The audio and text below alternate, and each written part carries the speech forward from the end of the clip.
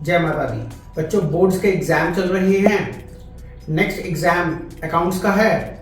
Sir 5 दिन की छुट्टी है, इतना सारा सिलेबस है, पहाड़ जैसा सिलेबस है, कैसे रिवीजन करें, किस तरीके से सिलेबस को उठाएं, इतने कम समय में कैसे पूरे का पूरा सिलेबस रिवाइज होगा, कुछ टिप्स बता दो। आओ बच्चों, आज हम इसी टॉपिक के ऊपर डिस्कशन करने के लिए आए हैं। हमारा बोर्ड एग्जाम कैसे बढ़िया से बढ़िया सॉल्व हो और हमारे बेहतरीन नंबर आए। बच्चों, एक बात ध्यान रखना, पढ़ाई करते हुए कोई स्ट्रेस, कोई पैनिक लेने की जरूरत नहीं है। आपको सिर्फ फोकस रखना है कि मुझे पढ़ाई करनी है।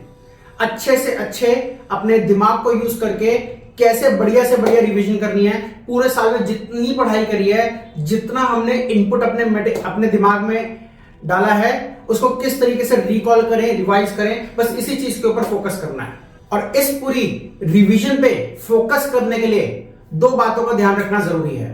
पहली, 5 दिनों में आपको प्रॉपर प्लानिंग के साथ रिवीजन करनी है, और दूसरा, आपको प्रॉपर टाइम मैनेजमेंट को फॉलो करना है। प्लानिंग करने का बड़ा सिंपल सा तरीका है।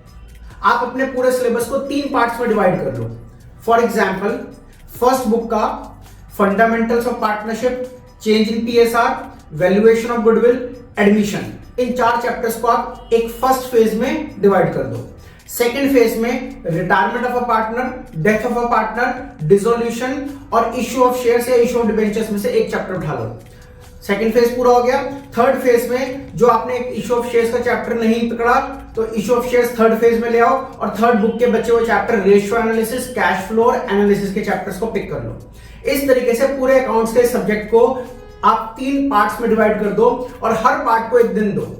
फर्स्ट डे पे पूरे दिन आपने फर्स्ट अपना फेज कंप्लीट करके सोना है। सेकंड डे में सेकंड फेज कंप्लीट करना है।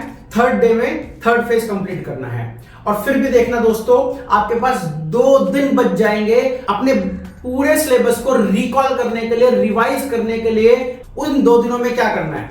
बचे हुए 2 दिनों में फोर्थ डे में आपको थ्योरी और स्पेशल श्योर शॉर्ट क्वेश्चन जो हर साल एग्जाम में आते हैं या जिस टॉपिक से उठाए जाते हैं उनको देखना है, उनके स्टेप्स को देखना है, वो क्वेश्चंस कर करके देखने हैं। और सर 5वें दिन क्या करना है? बच्चों 5वें दिन जो सीबीएसई के लेटेस्ट 2 इयर्स के सैंपल पेपर्स हैं और कुछ अपने जो आपने सैंपल पेपर्स आपको जो लगते हैं बढ़िया बढ़िया क्वेश्चंस, उसमें से जो आपने मार्क करे हुए हैं उनको रिकॉल कर लो, उनको रिवाइज कर लो। अब दूसरा स्टेप होता है बच्चों टाइम मैनेजमेंट। अब ये टाइम मैनेजमेंट हम सोचते तो बहुत हैं, बट करें कैसे, अप्लाई कैसे करें? आप अपने पूरे दिन को स्टडी आवर्स में डिवाइड कर लो कि आपने 10 घंटे पढ़ाई करनी है या 12 घंटे पढ़ाई करनी है, 14 घंटे पढ़ाई करनी है, 16 घंटे। उन स्टडी आवर्स को आप 4:3:2:1 की रेशियो में डिवाइड कर दो। फॉर एग्जाम्पल, आपने कहा कि मुझे 10 घंटे पढ़ाई करनी है, तो 4 घंटे, 3 घंटे, 2 घंटे और 1 घंटे का 4 स्लॉट्स बना लो। आपने 4 घंटे में एक टारगेट सेट किया कि इन 4 घंटे में मुझे टॉपिक या ये चैप्टर रिवाइज करके उठना है। उस 4 घंटे को ऑन स्ट्रेच लेकर के आप पूरा चैप्टर रिवाइज करके उठोगे तो आपको लगेगा आपकी इफेक्टिव आउटपुट निकल रही है, आपकी स्टडीज के अंदर इफेक्टिव मैनेजमेंट के थ्रू पढ़ाई हो रही है। दूसरी बात, जब आप ये रिवाइज कर रहे हो तो जो सा चैप्टर आपने पिक किया है उस चैप्टर के अंदर आपने मार्किंग स्कीम को बहुत ध्यान रखना है कि किस चैप्टर में से कितने मार्क्स का और किस टाइप का क्वेश्चन पूछा जाता है। For example, fundamentals of partnership में से ज्यादातर पास्ट एडजस्टमेंट्स का क्वेश्चन जरूर आता है, तो उसके ऊपर ज्यादा फोकस करो, उसके स्टेप्स को ध्यान दीजिए, किस तरीके से वर्किंग नोट्स बनेंगे। कैश फ्लो स्टेटमेंट का बहुत लंबे वाला क्वेश्चन नहीं आता, सिंपल सा क्वेश्चन आता है, 1-2 एडजस्टमेंट्स होती हैं। इश्यू ऑफ शेयर्स में से प्रोराटा पक्का आता है, फोरफीचर पक्का आता है। इन जिन टॉपिक्स में से पेपर में एग्जाम में क्वेश्चन पूछा जाता है उसके ऊपर पूरा ध्यान देना है, उसके ऊपर पूरी मार्किंग स्कीम के हिसाब से, प्रेजेंटेशन के हिसाब से पेपर को अप्लाई करना है। बात उठती है कि सर हमने प्लानिंग भी कर ली, टाइम मैनेजमेंट भी कर लिया, बट इतना सारा सिलेबस है, क्या सारे क्वेश्चंस कर करके देखें? नहीं बच्चों, ये भूल बिल्कुल भी मत करना। पढ़ाई करने की स्ट्रैटेजी, रिवीजन करने की स्ट्रैटेजी अलग अलग है। जब आपने पढ़ाई करी थी तो सारे क्वेश्चंस कर करके अपने रजिस्टर में देखे थे, प्रॉपर नोट्स बनवाए थे हमने। अब आपको रिवीजन करते हुए अपने ही पुराने करे हुए काम को ही आगे रीबिल्ड करना है, पुराने काम को छोड़ नहीं देना। उन्हीं रजिस्टर्स को दोबारा निकालो, उन प्रैक्टिस रजिस्टर्स को दोबारा निकालो जिसमें आपने पहले पढ़ाई कर रखी है, जहां पे आपने सॉल्यूशन सॉल्व कर रखे हैं, उन्हीं को ही दोबारा से देखना है। जब आप उनको देखने लगोगे तो आपको रिकॉल करते करते सारी बातें याद आएंगी, सारे स्टेप्स याद आएंगे, क्लास की बातें याद आएंगी जो हमने सीखी हैं टीचर से। और आप यकीन मानना बच्चों, वो रिकॉल करने की कैपेबिलिटी रिवीजन कर करके देखने से, प्रैक्टिस करने से ज्यादा बेहतर होगी। इस टाइम हमेशा रिवीजन करते हो, अपने पुराने रजिस्टर्स की हेल्प लीजिए। अब रिवीजन करते करते क्या बात को ध्यान में रखना है, तो बच्चों 4 कलर के पेन यूज करिए, ब्लैक, ब्लू, रेड और ग्रीन। जब आप रिवीजन कर रहे हैं तो मान लीजिए आपका ब्लू रजिस्टर से, ब्लू पेन से आपके सॉल्यूशन सॉल्व हैं, तो अपनी ब्लैक पेन से बुक की आइटम उठाइए और टिक करते जाइए कि ये चीज यहां पुट हो गई, ये चीज यहां पुट हो गई, ब्लैक पेन से टिक कर दी। यानी कि आप मानिए आप अपने ही करे हुए रजिस्टर को अपने आप ही आज चेक कर रहे हैं और आपको सारे स्टेप्स याद आने शुरू हो जाएंगे। अब सर ब्लू पेन में लिखा हुआ को आपने ब्लैक से चेक कर लिया, बट बच्चों हर क्वेश्चन में कोई स्पेशल पॉइंट होता है, स्पेशल टेक्निक होती है कि इसकी स्पेशल एंट्री की, इसका वहां पे इंपैक्ट हुआ, ये यहां प्लस हुआ, ये माइनस हुआ, या यहां वहां डेबिट हुआ, ये दूसरे अकाउंट में यहां क्रेडिट हुआ।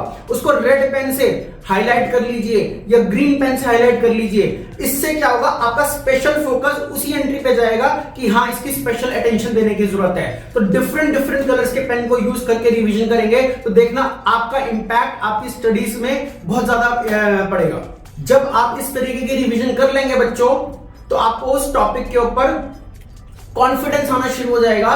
जब कॉन्फिडेंस आ जाए तो फिर प्रैक्टिस के लिए 2-2, 4-4 क्वेश्चन जो इंपॉर्टेंट आपके टीचर ने आपको मार्क करा रखे हैं वो हाथ से सॉल्व करके देख लें। जब आप सॉल्व करेंगे तो प्रॉपर प्रेजेंटेशन, पेंसिल स्केल को यूज करके अच्छे फॉर्मेट बना करके तरीके से सॉल्व करें। घर पे पढ़ाई करते करते बच्चों आपको टेंशन होती है, स्वाभाविक सी बात है कि सर अभी तो सॉल्व हो रहा है, पेपर में सॉल्व होगा कि नहीं होगा, क्या मेरा एग्जाम टाइम से खत्म होगा कि नहीं होगा।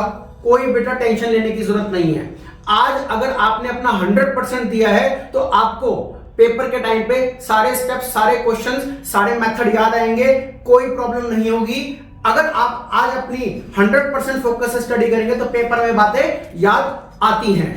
बच्चों give your best and forget the rest. जोश में रहना बच्चों, बट जोश में अपने होश पे काबू रखना, होश मत खो देना। ध्यान रहे आपके 3 घंटे के बोर्ड के एग्जाम के पेपर के टाइम दोबारा जिंदगी में आपके पास लौट के नहीं आने वाले। पढ़ाई के वक्त कोई social media, Instagram, WhatsApp, Facebook को नहीं यूज करना। अगर जरूरत पड़े तो बस एक बार अपने काम के लिए देखा और बंद कर दिया, टाइम के साथ 1 मिनट 2 मिनट, ये नहीं कि 1 घंटा फोन पकड़ा और 1 घंटा उस पे फेसबुक पे या व्हाट्सएप पे या इंस्टाग्राम पे लगा दिया। ना बच्चों ना, ऐसी गलती पेपर टाइम पे बिल्कुल मत करना। एग्जाम टाइम की प्रिपरेशन के टाइम पे नो सोशल मीडिया। रात को सोने से पहले नेक्स्ट डे की प्लानिंग जरूरी है कि कल क्या पढ़ना है, किस मटेरियल को यूज करना है। अपनी स्टडी पे, अपनी स्टडी टेबल पे कल का मटेरियल पहले आज इकट्ठा करके सोना है। उस मटेरियल को इकट्ठा करके क्या पढ़ना है आज ही प्लानिंग करके सोना है, तब जाके अपने बिस्तर पे, अपने बेड पे सोने जाना है। वरना कल सुबह उठ करके यही इसी चीज में आपका 1 घंटा वेस्ट हो जाएगा। पढ़ते पढ़ते लेजीनेस लगे कोई बात नहीं, 5 मिनट 10 मिनट की पावर नैप ले लो। इस 5-10 मिनट से आपको कोई फर्क नहीं पड़ने वाला, बट नेक्स्ट 2 घंटे का प्रोडक्टिव आउटपुट निकलेगा। आप एकदम फ्रेश फील करोगे। थोड़ी थोड़ी देर में एंटरटेनमेंट की जरूरत होती है। कभी सॉन्ग सुन लिया, कभी डांस कर लिया। लेजीनेस लगे, उठो, अपने आप जाकर के किचन में चाय बनाओ, चाय पियो। कोई रिफ्रेशिंग, कोई भी आपको जो चीज, जूस पीना है, कोई भी रिफ्रेशमेंट चाहिए वो ले लो, बट खुद लेना।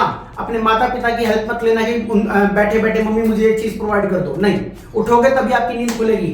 फोकस करना है स्टडी के ऊपर। अगर नहीं फोकस लग रहा कोई बात नहीं, थोड़ी देर के लिए वॉक पे निकल जाओ। हमारे ब्रेन को ऑक्सीजन की जरूरत होती है, बट फोकस सिर्फ स्टडीज पे करना है। वॉक करते करते भी आपका फोकस होना चाहिए कि मेरा ये टॉपिक रहता है, मुझे ये पढ़ना है, यहां से करना है। जब इस चीज पे फोकस होगा तो ऑटोमेटिकली माइंड कहीं और जाएगा ही नहीं। इन सब बातों को माइंड में ध्यान में रख के करोगे तो आपकी स्टडीज की प्रिपरेशन A1 होगी, बेस्ट रिजल्ट आएंगे। बोर्ड्स में, अकाउंट्स में 80 में से 80 मार्क्स अटेन कर सकते हो। You can do. All the best बच्चों। अच्छा पेपर करके लाना है और झंडे गाड़ने अपने माता पिता के नाम के।